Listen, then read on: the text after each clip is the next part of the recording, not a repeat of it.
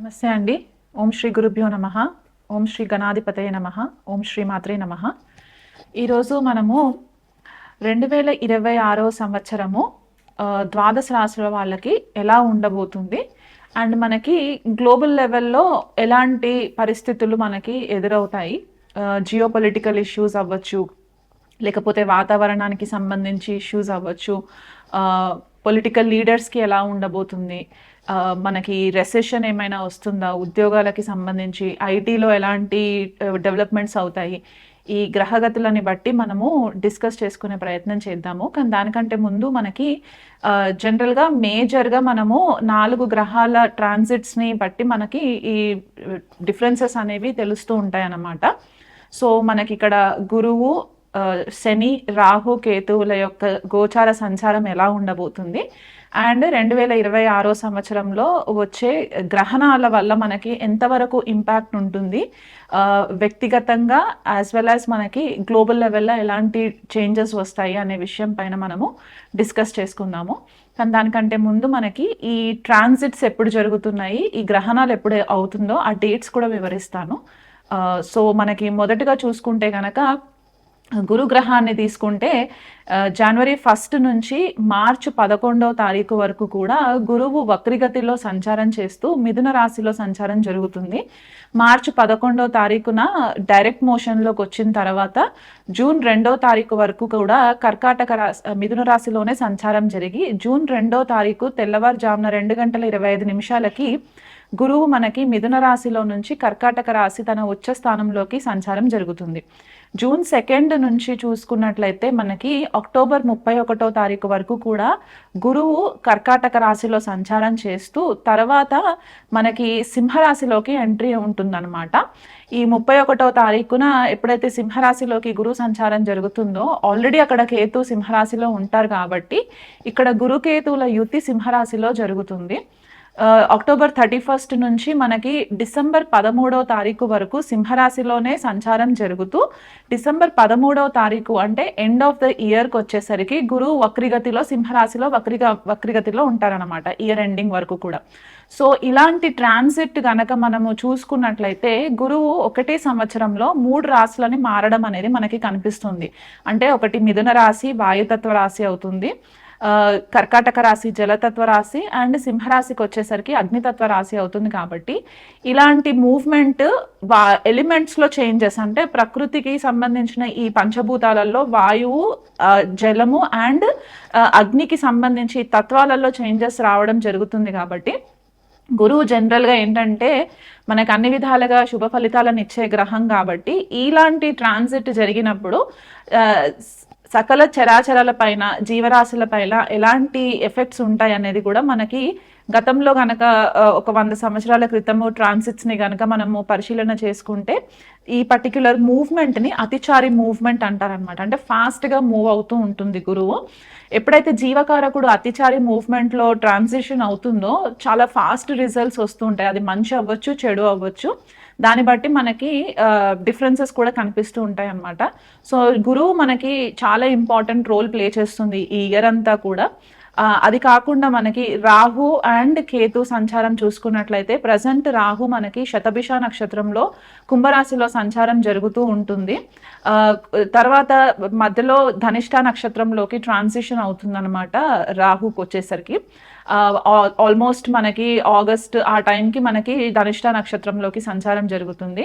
కేతు కనుక చూసుకున్నట్లయితే ప్రజెంట్ మనకి జనవరి 1 నుంచి మార్చ్ 29 వరకు కూడా పూర్వ ఫాల్గుని నక్షత్రము సింహరాశిలో సంచారం జరుగుతూ తర్వాత కేతు మఖ నక్షత్రంలోకి సంచారం జరుగుతుంది. ఈ రాహు కేతువులు మాత్రము సింహరాశిని అండ్ కుంభరాశిని మార్చి మనకి మకర రాశిలోకి రాహు సంచారము, కర్కాటక రాశిలోకి కేతు సంచారము డిసెంబర్ 5 జరుగుతుంది. శని సంచారం గనక చూసుకున్నట్లయితే జనవరి 1 నుంచి కూడా మనకి శని పూర్వభాద్ర నక్షత్రంలో సంచారం చేస్తూ జనవరి 20 ఉత్తరభాద్ర నక్షత్రంలోకి సంచారం జరుగుతుంది మీనరాశిలో. అలాగే మనకి మే 11 ఉత్తరభాద్ర నక్షత్రం నుంచి రేవతి నక్షత్రంలోకి సంచారం జరుగుతుంది అన్నమాట శనికి.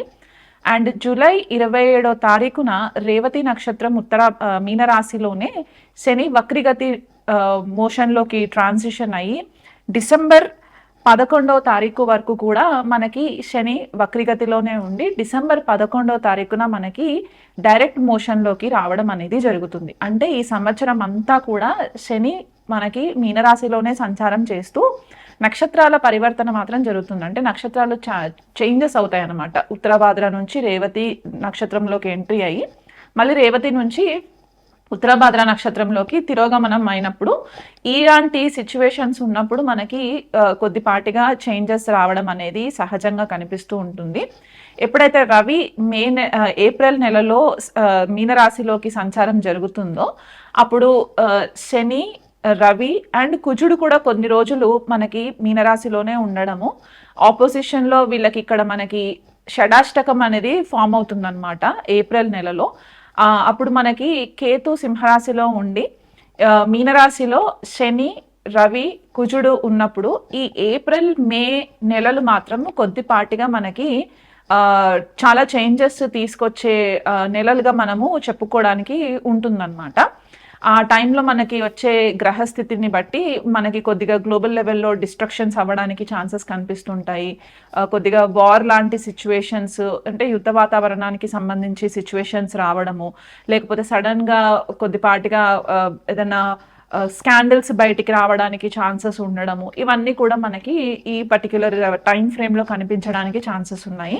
కానీ దానికంటే ముందు మనకి ఫిబ్రవరి, మార్చ్ అండ్ జూలై, ఆగస్ట్ సమయాలలో మనకి గ్రహణాలు కూడా ఏర్పడే పరిస్థితి కనిపిస్తుంది. కాబట్టి ఫిబ్రవరి 17వ తారీఖున మనకి యాన్యువల్ సోలార్ ఎక్లిప్స్ ఉంది. అంటే మనకి సూర్యగ్రహణం ఏర్పడుతుంది. ఈ సూర్యగ్రహణం మాత్రం మనకి ఇండియాలో కనిపించదు, వేరే దేశాలలో కనిపిస్తుంది, మనకి వెస్టర్న్ కంట్రీస్లో కనిపిస్తుంది. కాబట్టి మనకి సూతకం ఏం ఫాలో అవ్వడానికి అవసరం లేదన్నమాట. కాకపోతే మనకి మార్చ్ 3వ తారీఖున వచ్చే పాక్షిక చంద్రగ్రహణం మాత్రం మనకి ఇండియాలో కనిపిస్తుంది న్యూఢిల్లీ టైం ప్రకారం చూసుకుంటే. మార్చ్ 3వ తారీఖున వచ్చే చంద్రగ్రహణాన్ని బట్టి మనకి కొద్దిపాటిగా చేంజెస్ అనేవి కూడా మనకి కనిపిస్తాయి. ఎందుకంటే ఆ చంద్రగ్రహణం అయిన ఒక 7-8 రోజుల తర్వాత మనకి గురువు గ్రహం కూడా తిరోగమనము ఆగిపోయి డైరెక్ట్ మోషన్లోకి రావడము మిథున రాశిలో. అండ్ మనకి కేతు కూడా నక్షత్రం చేంజ్ అవుతుంది మార్చ్లో. కాబట్టి ఇలాంటి పైవటల్ పాయింట్స్ ఏవైతే ఉంటాయో ఆ టైంలో మనకి కొద్దిపాటిగా ఈ సడన్ చేంజెస్ అనేవి కనిపిస్తూ ఉంటాయి అన్నమాట. అండ్ అలాగే మనకి ఆగస్ట్ 12వ తారీఖున టోటల్ సోలార్ ఎక్లిప్స్ కనిపిస్తుంది. ఇది కూడా మనకి ఇండియాలో కనిపించదు, సో దానికి కూడా సూతకం ఫాలో అవ్వాల్సిన పని లేదు. కాకపోతే అండ్ మనకి ఆగస్ట్ 28వ తారీఖున పాక్షిక చంద్రగ్రహణం ఏర్పడుతుంది. ఇది కూడా మనకి ఇండియాలో కనిపించదు. కానీ కనిపించకపోయినా సరే కొన్ని రాశుల వాళ్ళకి దాని ఇంపాక్ట్ అనేది ఉంటుంది. కాబట్టి ఈ గ్రహణ మనము జనరల్గా ఇండియాలో కనిపించట్లేదు, మనము సూతకం ఫాలో అవ్వకపోయినా సరే దానికి కావాల్సిన తగు జాగ్రత్తలు మాత్రం మనము వ్యక్తిగతంగా తీసుకోవాలి. స్పెసిఫిక్గా ఎవరైనా అమావాస్య, పౌర్ణమి రోజు పుట్టిన వాళ్ళు ఎవరైనా ఉంటే కనుక వాళ్ళకి ఈ గ్రహణ ప్రభావాలు కొద్దిగా ఎక్కువ ఇంపాక్ట్ అవుతుంది. కాబట్టి అండ్ చంద్రుడు కూడా క్షీణచంద్రుడైన, నీచ చంద్రుడైన, రవి కూడా ఏదైనా పాపగ్రహ రాహుకేతులతో కలిసి ఉన్న జన్మ జాతకంలో ఇలాంటి జాతకులకి కొద్దిపాటుగా ఈ గ్రహణం ఎఫెక్ట్స్ కూడా కొంచెం ఎక్కువ ఉంటాయి. కాబట్టి ఆ డేట్స్ వచ్చేటప్పుడు మీరు కొద్దిపాటిగా మీ బిహేవియరల్ ప్యాటర్న్స్లో కూడా కొంచెం చేంజెస్ని గమనించడానికి ఛాన్సెస్ ఉంటాయి. సో ఓవరాల్గా చూసుకున్నట్లయితే కనుక మనకి ఈ మేజర్ ట్రాన్సిట్స్ గ్రహాలకి సంబంధించి అండ్ గ్రహణాలకి సంబంధించి ఏవైతే ట్రాన్సిషన్స్ ఉంటాయో మనకి గ్లోబల్ లెవెల్లో ఈ 2026 సంవత్సరంలో మనకు వచ్చే ఇంపాక్ట్స్ ఏంటి అంటే, ఫస్ట్గా మనకి జలానికి సంబంధించిన ప్రమాదాలు ఎక్కువ కనిపిస్తూ ఉన్నాయి. ఎందుకంటే ఈ మేజర్ గ్రహాలన్నీ కూడా వాయువు, అగ్ని అండ్ జల తత్వ రాశులన్నీ ఇంపాక్ట్ ఎక్కువ చేస్తున్నాయి. కాబట్టి ఈ పర్టిక్యులర్ డామినేషన్స్ ఏవైతే ఉంటాయో అక్కడ మనకి ఇంపాక్ట్ అనేది ఎక్కువ కనిపిస్తూ ఉంటుంది. అంటే మనకి కొద్దిపాటిగా వాటర్కి సంబంధించి ప్రమాదాలు జరగడము, మెంటల్ హెల్త్లో ప్రాబ్లమ్స్ రావడము, చాలామందికి సైకలాజికల్గా ఇబ్బందులు ఫేస్ అవ్వడము, ఓపిక నశించిపోవడము, సడన్గా డెసిషన్స్ తీసుకోవడము, ఇలాంటివి కనిపిస్తూ ఉంటాయి. జియోపొలిటికల్ ఇష్యూస్కి వచ్చేసరికి ఏమవుతుందంటే గ్లోబల్ లెవెల్లో ఎవరైతే నేషనల్ లీడర్స్ కానీ ఉంటే గనక ఆ నేషనల్ లీడర్స్ సడన్గా ప్రాబ్లమ్స్లోకి రావడము, ఇది వరకు ఏవైనా కనుక కొన్ని తెలిసి తెలియని తప్పులు ఏవైనా చేసి ఉంటే కనుక ఆ స్కాండల్స్ అన్నీ బయటికి రావడానికి చాలా ఆస్కారాలు కనిపిస్తున్నాయి. ఎందుకంటే శని మీనరాశిలో ఉండి కేతు సింహరాశిలో ఉన్నప్పుడు షడాష్టకాలు ఫామ్ అవుతాయి. కాబట్టి ఎప్పుడైతే గురుగ్రహం కూడా అక్టోబర్ ఎండింగ్లో కేతుతో సంచారం జరుగుతుందో ఇప్పటి వరకు ఏవైనా విషయాలు దాచిపెట్టి గ్లోబల్ లెవెల్లో ఆ కంట్రీ సిటిజన్స్ నుంచి దాచిపెట్టిన విషయాలు ఏవైతే ఉంటే అవన్నీ కూడా బయటికి రావడానికి చాలా ఛాన్సెస్ ఎక్కువ ఉన్నాయి. పొలిటికల్ లీడర్స్లో కొంతమందికి లైఫ్ థ్రెటనింగ్ సిచ్యువేషన్స్ కూడా ఉన్నాయి. కాబట్టి మీరు వ్యక్తిగతంగా జన్మజాతకాలు పరిశీలన చేయించుకున్నట్లయితే బాగుంటుంది. అసాసినేషన్స్ కూడా కనిపిస్తున్నాయి. కాబట్టి కొద్దిగా ఇంటెన్స్గా మనము పూజలు అవి ఇవి చేసుకోవడానికి కూడా ఒక ఆపర్చునిటీ ఉంటుందన్నమాట. వీలైనంత మట్టుకు ట్రాన్స్పరెన్సీ మెయింటైన్ చేయండి. ఇప్పటి వరకు ఏవైతే డాక్యుమెంట్స్కి సంబంధించి పాస్ట్లో దాచిపెట్టిన డాక్యుమెంట్స్ ఏవైనా ఉంటే అవన్నీ కూడా వెలికి తీసి ప్రాబ్లమ్స్ క్రియేట్ చేయడానికి కూడా ఆపోజిషన్ లీడర్స్ నుంచి, ఇది గ్లోబల్ లెవెల్లో చెప్తున్నాను, ఇండియాకి పరిమితమే కాకుండా ఇలాంటి సిచ్యువేషన్స్ కూడా మనకి కనిపించే పరిస్థితులు కనిపిస్తాయి. అండ్ అలాగే మనకి మన సిటిజన్స్ ఎవరైతే ఉంటారో వేరే కంట్రీస్కి వెళ్తారో వాళ్ళపైన కూడా కొద్దిపాటిగా అటాక్స్ అనేవి కనిపిస్తున్నాయి. సో వీలైనంత మట్టుకు మీరు మంచి సెక్యూర్డ్ ప్లేసెస్లో ఉండడానికి ప్రయత్నం చేసుకోండి. రాహు శతభిష నక్షత్రంలో ఉన్నారు కాబట్టి ఇప్పుడు మనకి కొద్దిపాటిగా ఐటీకి సంబంధించి, ఆర్టిఫిషియల్ ఇంటెలిజెన్స్కి సంబంధించి చాలా చేంజెస్ రాబోతున్నాయి. మెరైన్ టెక్నాలజీ కూడా చాలా ఎక్కువ ఇంపాక్ట్ అవ్వడానికి ఛాన్సెస్ ఉన్నాయి. మెరైన్ మన ఇండియన్ నేవీ అవ్వచ్చు, కొత్త కొత్త పరికరాలని కూడా తీసుకొచ్చి వాళ్ళు అడ్వాన్స్డ్ టెక్నాలజీని యూజ్ చేయడానికి కనిపిస్తుంది. మెడికల్లో కూడా చూసుకున్నట్లయితే మెడికల్లో కూడా న్యూ టెక్నాలజీని ఎక్కువ వాడడానికి కనిపిస్తుంది. డేటా సైంటిస్ట్ కెరియర్స్ కానివ్వండి, డేటా అనలిస్ట్ కెరియర్స్ కానివ్వండి, ఇవి చాలా ఎక్కువ బూమ్ అవ్వడానికి ప్రాస్పెరిటీ కనిపిస్తుంది. కాబట్టి ఐటీ రంగంలో ఉన్న వాళ్ళు కొత్త స్కిల్స్ నేర్చుకొని మీ యొక్క జాబ్స్ని అప్గ్రేడ్ చేసుకునే ప్రయత్నం చేసుకోండి. మీరు ఇప్పుడు అప్గ్రేడ్ చేసుకోకపోతే కనుక మీకు జాబ్ ఆపర్చునిటీస్ తగ్గిపోవడానికి ఛాన్సెస్ ఎక్కువ కనిపిస్తున్నాయి. ఎందుకంటే రెసెషన్ కూడా మనకి ఇక్కడే ఏఐ ఎక్కువ బూమ్ అవ్వడం వల్ల మనకి ప్రాబ్లమ్స్ ఉంటాయి. స్పెసిఫిక్గా సర్వీస్ డెస్క్కి సంబంధించి కెరియర్స్లో ఎవరైనా ఉంటే కనుక, అంటే IT service desk, IT service management ఇలాంటి జాబ్స్లో ఎవరైనా ఉంటే కనుక వాళ్ళకి కూడా కొద్దిపాటిగా ఇంపాక్ట్ పడడానికి ఛాన్సెస్ కనిపిస్తున్నాయి. కాబట్టి వీలైనంత మట్టుకు ఈ ఏఐ టెక్నాలజీని యూజ్ చేసుకునే ప్రయత్నం చేసుకోండి. మనకి ఏలియన్ టెక్నాలజీ అంటే ఏలియన్స్కి సంబంధించి, యూఎఫ్ఓస్కి సంబంధించి, గ్రహాంతర వాసులకి సంబంధించి చాలా ఇన్ఫర్మేషన్ మనకి ఇయర్ బయటికి రావడానికి ఛాన్సెస్ ఎక్కువ కనిపిస్తున్నాయి. స్పెసిఫిక్గా మనకి రాహు శతభిషాలో నుంచి ధనిష్టాలోకి వచ్చే వరకు ఇండియా లెవెల్లో చూసుకున్నట్లయితే కనుక మనకి ఆల్రెడీ మనకి ఇండిపెండెంట్ ఇండియా హారోస్కోప్ కనుక చూసుకున్నట్లయితే ప్రజెంట్ మనకి కుజ మహాదశ స్టార్ట్ అయింది. కాబట్టి మనకి నైబరింగ్ కంట్రీస్ పాకిస్తాన్ అవ్వచ్చు, బంగ్లాదేశ్ అవ్వచ్చు, ఈ కంట్రీస్ తోటి కొద్దిపాటిగా మనకి యుద్ధ వాతావరణము, కొద్దిగా అన్రెస్ట్, కొద్దిగా యాంగ్జైటీ ఇలాంటివి రావడానికి చాలా ఛాన్సెస్ ఎక్కువ కనిపిస్తున్నాయి. ఫైనాన్షియల్ క్రైసిస్ కూడా కనిపిస్తుంది. మే, జూన్ ఆ టైంకి వచ్చేసరికి చాలా మట్టుకు మనకి గ్లోబల్ ఎకానమీలో చాలా ఇంపాక్ట్ రావడానికి, సడన్ గ్లోబల్ ఎకానమీ పడిపోవడము, స్టాక్స్ పడిపోవడము, ఈ ట్రేడింగ్ ఎవరైతే చేస్తుంటారో వాళ్ళు కొద్దిగా కేర్ఫుల్గా ఉండాలి. ఎందుకంటే స్టాక్స్ పడిపోవడానికి కూడా ఆపర్చునిటీస్ చాలా ఎక్కువ కనిపిస్తున్నాయి. ఎందుకంటే గురువు వాయుతత్వ రాశి నుంచి జలతత్వ రాశిలోకి వెళ్ళినప్పుడు ఏమవుతుందంటే హోమ్ కంఫర్ట్స్ ఎక్కువ అవుతాయి. గురువుకి ఎకనామీ గురించి అంత నాలెడ్జ్ ఉండదు. కాబట్టి ఈ ఎకనామీలో కొద్దిపాటిగా చేంజెస్ రావడానికి, ఫైనాన్షియల్ ట్రాన్సాక్షన్స్లో చేంజెస్ రావడానికి కూడా చాలా మట్టుకు ఇంపాక్ట్ కనిపిస్తుంది. కాబట్టి ఆ విషయంలో కొద్దిగా కేర్ఫుల్గా ఉండండి. గ్లోబల్ లెవెల్లో మెంటల్ హెల్త్ చాలా ఇంపార్టెంట్ అయిపోతుంది ఈ సంవత్సరము. చాలా మంది కూడా ఐసోలేషన్ ప్రిఫర్ చేయడానికి ఇష్టపడుతూ ఉంటారు. Meditation, spiritual classes, occult subjects, జ్యోతిష్యం నేర్చుకోవడం, టారో నేర్చుకోవడం ఇలాంటి వాటిపైన ఎక్కువ ఇంట్రెస్ట్ ఉండడానికి కూడా ఆస్కారాలు కనిపిస్తున్నాయి. ఎప్పుడైతే గురువు, కుజుడు, కేతు కలిసి సింహరాశిలో సంచారం జరుగుతుందో ఆల్మోస్ట్ ఒక నెల రోజుల టైం అన్నమాట మనకి, అక్టోబర్ నుంచి నవంబర్ వరకు. ఈ టైంలో ఇండియా లెవెల్లో మాత్రం కొద్దిపాటిగా కేర్ఫుల్గా ఉండండి. సడన్గా ఏదన్నా యుద్ధ వాతావరణం రావడము, లేకపోతే అగ్ని ప్రమాదాలు జరగడము, జలతత్వంకి సంబంధించిన ప్రమాదాలు జరగడము, పిల్లలు సూసైడ్ చేసుకోవడానికి ఛాన్సెస్ ఎక్కువ ఉండడము, బయటికి వచ్చి గొడవలకి సోషల్ యాక్టివిస్టులు ఎక్కువ అయిపోవడము, ఇవన్నీ కూడా మనకి కనిపించే ఛాన్సెస్ ఉన్నాయన్నమాట 2026లో. సో ఇవన్నీ కూడా గ్లోబల్ లెవెల్లో మనకి ఇంపాక్ట్ చేసి మన వ్యక్తిగత డొమెస్టిక్ పీస్ కూడా కొద్దిపాటిగా డిస్టర్బ్ అవుతుంది. కాబట్టి వీలైనంత మటుకు దైవారాధన చేసుకుంటూ ఉండండి, మెడిటేషన్ ప్రాక్టీసెస్ చేస్తూ ఉండండి. ఇండియా లెవెల్లో మనకి national leaders and regional leaders బాగుండాలని చెప్పి మన వంతు ప్రేయర్స్ మనం చేస్తూ కంటిన్యూ చేస్తూ ఉండి వాళ్ళ క్షేమంగా ఉంటే మన ఎకానమీ కూడా బాగుంటుంది. కాబట్టి ఆ రకంగా మీరు దేశం కూడా బాగుండాలని చెప్పేసి మీ రెగ్యులర్ ప్రేయర్స్ చేసుకుంటూ ఉండండి. ఇది మండేన్ లెవెల్లో ప్రెడిక్షన్స్ అన్నమాట. సింహరాశి వాళ్ళకి 2026 సంవత్సరము మేజర్ గ్రహగతులని కనుక చూసుకున్నట్లయితే లగ్నంలో కేతు సంచారము, సప్తమంలో రాహు సంచారము, అష్టమంలో శని, లాభంలో గురువు జూన్ 2వ తారీఖు వరకు. తర్వాత కర్కాటక రాశి అంటే వ్యయస్థానంలో గురు సంచారము అక్టోబర్ 31వ తారీఖు వరకు. 31వ తారీఖు తర్వాత సింహరాశిలోకే గురు సంచారం, అంటే గురు కేతువులు కలిసి సింహరాశిలో సంచారం. అండ్ మనకి మేజర్ 4 గ్రహణాలు ఉన్నాయని చెప్పేసి అనుకున్నాం కదా. సో సింహరాశి వాళ్ళకి ఇండియాలో గ్రహణం కనిపించినా కనిపించకపోయినా మీకు మాత్రము ఖచ్చితంగా మీరు కొన్ని పరిహారాలు చేసుకోవాలి, అది ఎండింగ్లో చెప్తాను. బట్ ఈ ప్రజెంట్ గ్రహస్థితిని గనక మనం చూసుకున్నట్లయితే ఈ అష్టమ స్థానంలో ఉన్న శని దశమ స్థానం పైన దృష్టి పడుతుంది. కాబట్టి ఇది వరకు కెరియర్లో స్టక్ అయిపోయి ఉన్న వాళ్ళు, కెరియర్లో మూవ్మెంట్ లేదు అనుకునే వాళ్ళు, ప్రమోషన్స్ ఆగిపోయినాయి అనుకునే వాళ్ళకి ఈ శని వల్ల మీకు కొద్దిపాటిగా మూవ్మెంట్ కనిపించడానికి ఆస్కారం ఎక్కువ ఉంది.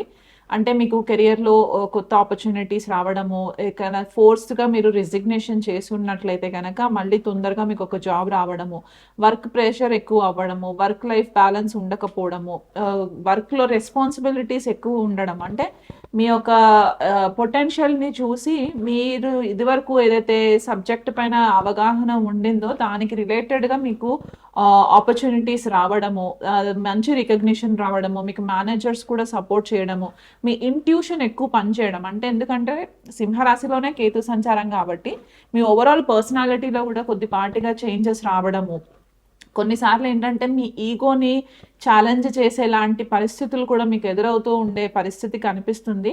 ఎందువల్ల అంటే కేతు బేసికల్గా ఏంటంటే మనము అహంకారపూరితమైన బిహేవియర్తో ఉంటే గనక కేతు మనల్ని తొక్కేస్తూ ఉంటుందన్నమాట.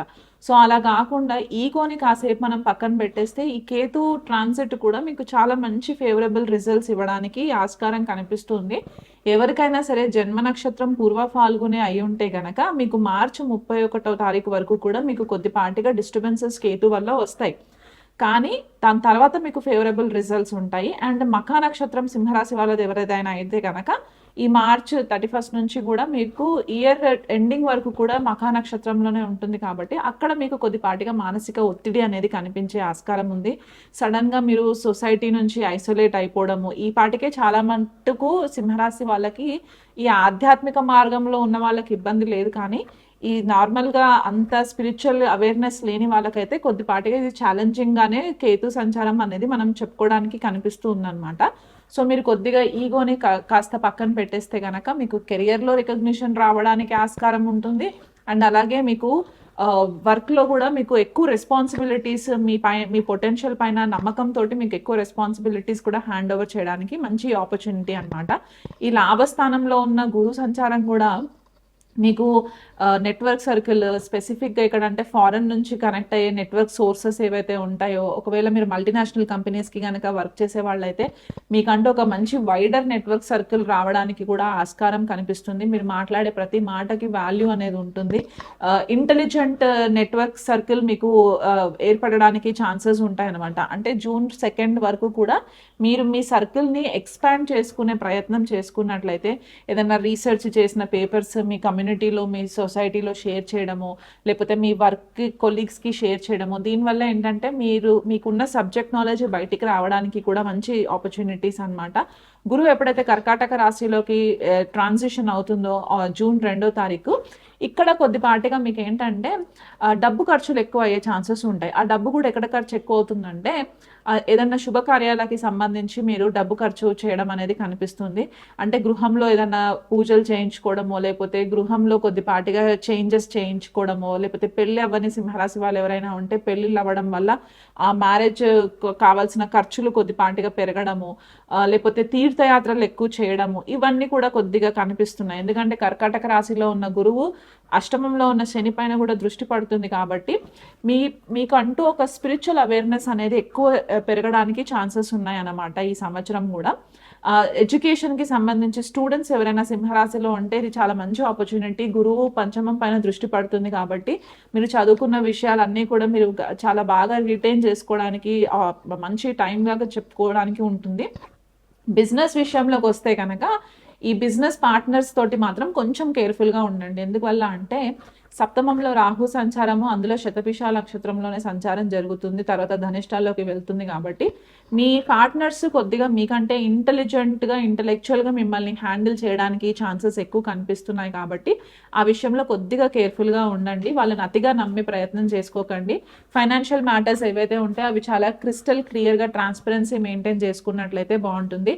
హెల్త్ విషయము ఈ మెయిన్గా సింహరాశి వాళ్ళకి ఈ సంవత్సరం అంతా కూడా హెల్త్ పైన కొద్దిగా కేర్ఫుల్గా ఉండాలి. ఎందువల్ల అంటే అష్టమ శని సంచారం జరుగుతుంది కాబట్టి మీకు గ్యాస్ట్రిక్కి సంబంధించి ప్రాబ్లమ్స్ రావడము, క్రోనిక్ హెల్త్ ఇష్యూస్ రావడము, అతిగా ఆలోచించడం వల్ల, ఎందువల్ల అంటే కేతు సంచారం జరుగుతుంది సింహరాశిలోనే కాబట్టి ఓవర్ థింకింగ్ చేయడం వల్ల మీకు బ్రెయిన్కి సంబంధించి, నరాలకి సంబంధించి ఇట్లాంటి ప్రాబ్లమ్స్ రావడానికి చాలా ఆస్కారాలు ఉన్నాయి. కాబట్టి ఓర్పుగా పేషెన్స్ తోటి గనక మీరు టైంని కేటాయించుకుని హ్యాండిల్ చేసుకున్నట్లయితే కనుక మీకు ఇబ్బంది లేదు. అంటే ఇప్పుడు అనుకున్న పని ఇప్పుడు అయిపోవాలి అని అనుకునే ధోరణి కాకుండా కొద్దిగా పేషెన్స్ని కనుక మీరు అలవర్చుకుంటే ఈ ఎక్కువ డిస్టర్బెన్సెస్ రాకుండా ఉంటుంది. సింహరాశి వాళ్ళు గ్రహణ సమయంలో మాత్రం ఖచ్చితంగా రెమెడీ చేసుకోండి. రవికి, చంద్రుడికి, రాహు, కేతుకి గ్రహణ శాంతి పూజ చేయించుకోండి. గ్రహణాలు ఏర్పడి వదిలేసిన తర్వాత శనికి అష్టమ శని ప్రభావం ఉంది కాబట్టి మీరు శనికి తైలాభిషేకం ప్రతి శనివారం కూడా చేయించుకున్నా కూడా నష్టమేం లేదు. దుర్గా సప్తశతి పారాయణం చేసుకోవడము, లలిత సాధన చేసుకోవడం వల్ల కూడా మీకు మంచి ఫేవరబుల్ రిజల్ట్స్ వస్తాయి. లలితమ్మ వారి సాధన మార్గంలో ఉన్నవారు ప్రతిరోజు ఉదయం సాయంకాలము లలిత సహస్రనామ పారాయణం చేసుకున్నా కూడా మీకు ఫేవరబుల్ రిజల్ట్స్ వస్తాయి ఈ సంవత్సరం అంతా కూడా.